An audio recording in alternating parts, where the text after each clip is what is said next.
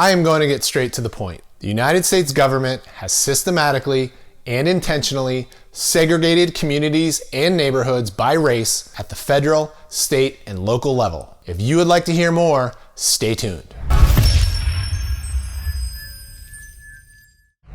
Hi, I'm Mark McClinchy, and I'm a real estate agent in the Pittsburgh region. My YouTube channel, Mark Knows Pittsburgh, provides insights about living in Pittsburgh and tips to navigate the local real estate market. But today, I want to leverage the platform I have created here on YouTube to give my voice to an important topic that very few people today truly understand. Recently, I read The Color of Law by Richard Rothstein. I have been deeply impacted by this book, which exposed my ignorance, my biases, and my privilege. If you believe that the future of our country is critically linked to our collective ability to accurately understand our current reality, as well as our history as a nation, then I strongly encourage you to make an effort to read this book. What follows is a brief but incomplete overview of The Color of Law. The subtitle of Rothstein's book is A Forgotten History of How Our Government Segregated America. He wastes no time in debunking the myth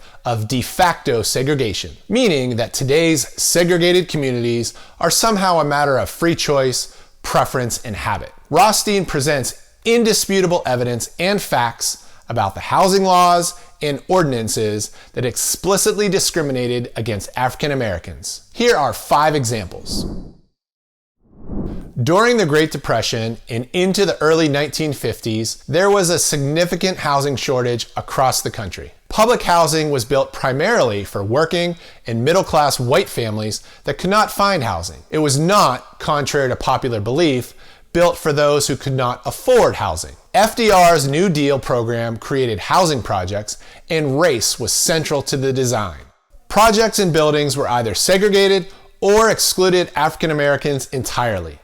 In many cases, public housing projects displaced those living in previously integrated neighborhoods and replaced those neighborhoods with new, entirely segregated communities. As more and more middle-class white families received incentives to move into private housing, by the end of the 1960s, public housing had become a warehousing system for the poor.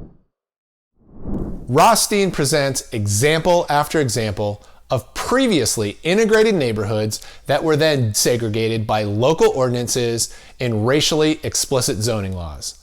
Most of these laws came into existence in the 1910s and 1920s, and it took many decades before they were officially discontinued and deemed unconstitutional. Not only did such laws forbid blacks to move into white neighborhoods, but they also created zoning to forbid industrial and environmentally unsafe businesses to locate near white neighborhoods. By 1950, the Federal Housing Administration, FHA, and the Veterans Administration, the VA, were insuring more than half of all new mortgages across the country. The FHA underwriting manual provided very clear recommendations to appraisers that gave higher ratings to homes that did not have African Americans living in or near the neighborhood. After World War II, mass production builders developed thousands of homes all around the country. One of the first was Levittown in suburban Philadelphia. To fund these developments, builders sought loans that were guaranteed by the FHA, and the FHA would only insure these developments if they excluded blacks. This fact, perhaps more than any other, has led to generational wealth for whites and economic instability for blacks.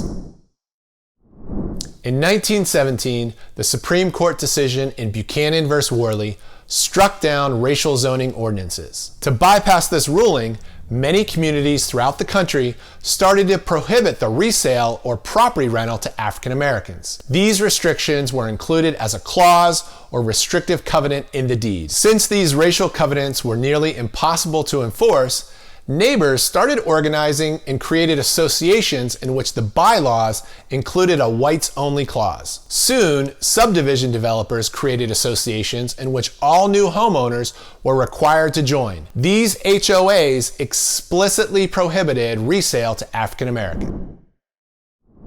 As the housing shortage continued in the 1950s, some real estate companies, fueled by greed and racism, saw an opportunity. real estate agents manipulated white homeowners into thinking their neighborhood would soon be overrun by people of color. They convinced white homeowners to quickly sell their homes at below market prices, and in turn, sold these homes to African Americans at above market prices. This tactic was known as blockbusting and resulted in white flight to the suburbs. At the same time, banks and lenders provided financing to African Americans at inflated rates, which led to foreclosures. This was known as redlining, as lenders targeted specific neighborhoods with their predatory and discriminatory practices. Thanks to the Fair Housing Act of 1968, the real estate industry has improved. But from 1924 to 1950, the Realtor Code of Ethics explicitly stated that agents should not introduce a member of any race that would be detrimental to property values in that neighborhood. In other words, as crazy as it sounds, real estate agents were instructed that they had an ethical obligation to discriminate on the basis of race. As I mentioned, I am presenting just a fraction of the evidence and research presented by Rothstein. I strongly encourage you to pick up a copy and read this essential book in its entirety. The Color of Law does not pretend that the remedies and solutions will be easy. In fact, the thesis of the book is on understanding the problem, because we cannot solve a problem we do not recognize or understand. Thankfully, Rothstein intends to publish a sequel that will spend more time on proposed remedies, policies, and practices to address the past injustices and more fully integrate our communities toward greater equity and opportunity for all Americans. In this video, my motivation is not to sell homes or find new clients. Rather, I read a fascinating book that has motivated me to be a better real estate agent, a better citizen, and a better person. Sharing this book seemed like the first step. Thank you for your time and have a great day.